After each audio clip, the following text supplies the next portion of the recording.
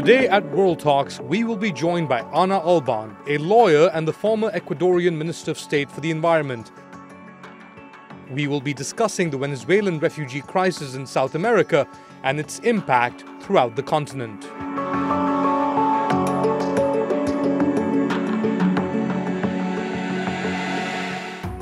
A refugee crisis in Latin America, the worst, some say, in decades, with the outflow of Venezuelans leaving their country for other countries in South America, including Ecuador. Why is this happening, first of all, and how are countries like Ecuador dealing with it? Since 2014, there is a huge number of Venezuelans that are leaving their country. What we think, the numbers that we manage is 2,500,000 people have leave Venezuela. And what is happening is that most of them are walking from Venezuela to their final destination, and the final destination is Chile. Why Chile? Because it's a good economy, and they are not staying too much in Ecuador because we use dollar as a current, and it's expensive for them. And the numbers that we have is that every day came into Ecuador 4,000 Venezuelans, and the 20% of them stay for 3 months, 6 months in Ecuador until they move again. So depending on how ready are them, let's say they keep moving or they stay for some months in Ecuador. We don't manage camps of refugees. What we have, the difference between some other countries is that we use the same language, we have the same religion.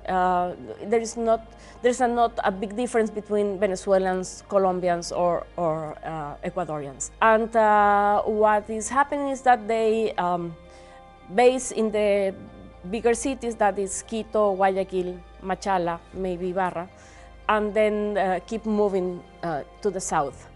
Even though people doesn't know too much about this, we do have more Colombians as refugees than Venezuelan. Yes. Because of the war there? Because of the war, yeah. But now there's peace between... Yes.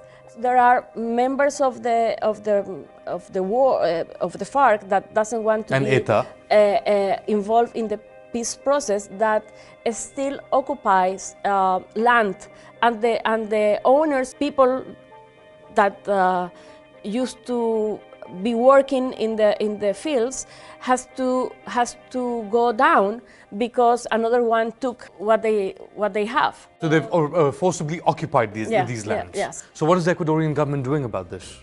We receive the Colombians. Yeah,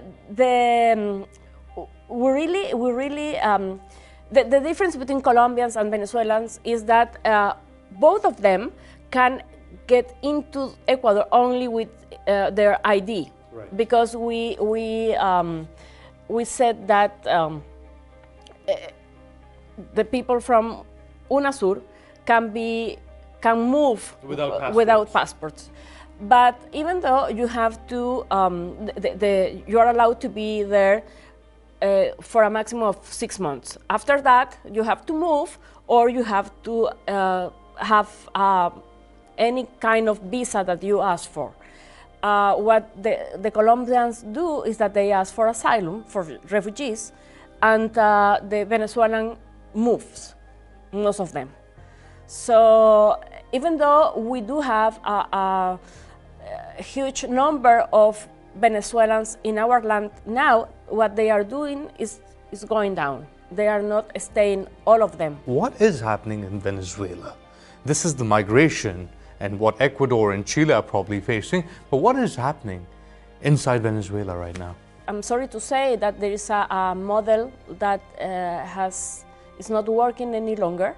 There are a lot of big companies that are closing, and there is no jobs, no access to health, no access to education, no access to primary goods, so people doesn't have any facilities there, and they are deciding to look for another country that can give them what they are looking for.